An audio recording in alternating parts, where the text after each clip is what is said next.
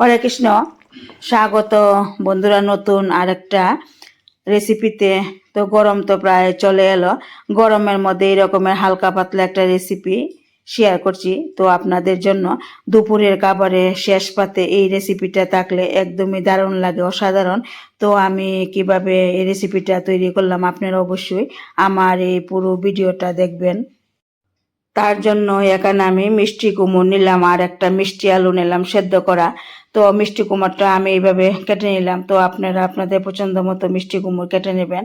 আর মিষ্টি আলুটা এইভাবে হাত দিয়ে ভেঙে দিলাম। তো এবার চুলাতে কড়া বসিয়ে দিলাম, পরিমাণ মতো তেল দিয়ে দিলাম। আর মিষ্টি আলুটা আগে ভেজে নিতে হবে, পরিমাণ মতো লবণ হলুদ দিয়ে এইভাবে হালকা নেড়ে চেড়ে 1 মিনিটের মতো ভেজে নিয়ে এরপর নামিয়ে নিতে হবে। তো এখানে 1 মিনিট ভাজা হয়ে গেল। তো এবার মিষ্টি আলুটা নামিয়ে নিলাম। তো এবার একই কড়াতে আর একটু তেল দিয়ে দিলাম। দিয়ে দেওয়ার পর শুকনো লঙ্কা, তেজপাতা, সরিষা ফোড়ন দিয়ে একটু হালকা ভেজে নিতে হবে। সরিষা ফোড়ন দিয়ে একটু ঢাকা দিয়ে রাখলাম যাতে সরিষাগুলো ছড়িয়ে ছিটিয়ে না পড়ে। তো এবার মিষ্টি কুমড়োগুলো দিয়ে দিতে হবে। দিয়ে দেওয়ার পর একটু হালকা নেড়ে চেড়ে দিতে হবে। এরপর পরিমাণ মতো লবণ হলুদ দিয়ে দিতে হবে। লবণ হলুদ দিয়ে দেওয়ার পর খুব ভালোভাবে মিশিয়ে নিতে হবে। এরপর এখানে ঢাকা দিয়ে রাখতে হবে যাতে মিষ্টি কুমড়োগুলো সেদ্ধ হয়ে যায় 5 মিনিটের জন্য। আর এদিকে একটা মশলা তৈরি করতে হবে, রাঁধুনি মশলা দিয়ে আমি এই রেসিপিটা তৈরি করব। তো এবার 5 মিনিট পর ঢাকনা সরিয়ে দিলাম। ঢাকনা সরিয়ে দেওয়ার পর মিষ্টি কুমড়ো কিন্তু এখানে একদমই সেদ্ধ হয়ে গেল। তো এবার মিষ্টি কুমড়ো খুব ভালোভাবে এইভাবে নেড়ে চেড়ে একদমই ভেঙে নিতে হবে। তো ভেঙে নেওয়ার পর এরপর ভেজে রাখা এই মিষ্টি আলু দিয়ে দিতে হবে। মিষ্টি আলু দিয়ে দেওয়ার পর খুব ভালোভাবে মিষ্টি কুমড়োর সঙ্গে এখানে ভেজে নিতে হবে। এরপর দিয়ে দিতে হবে ঝাল লঙ্কা গুঁড়ো।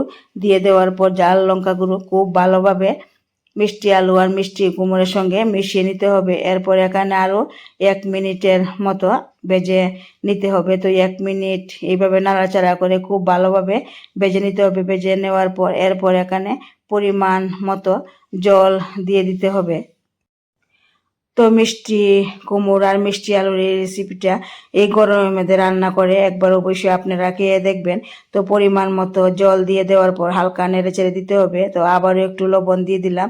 এরপর এখানে অল্প তেঁতুল দিয়ে দিলাম। তেঁতুল দিয়ে দেওয়ার পর খুব ভালোভাবে নেড়ে চেড়ে দিতে হবে। আর এখানে দিয়ে দিলাম 1 চামচ চিনি। চিনি দেওয়ার পর আবারও একটু হালকা নেড়ে চেড়ে দিতে হবে। আর এখানে 5 মিনিটের মতো রান্না করে নিতে হবে। 5 মিনিট রান্না হয়ে গেলে এরপর বেটে রাখা এই রাঁধুনি মশলা দিয়ে দিতে হবে। রাঁধুনি মশলা দিয়ে দেওয়ার পর খুব ভালোভাবে নেড়ে চেড়ে আবারও 1 মিনিটের মতো রান্না করে নিতে হবে।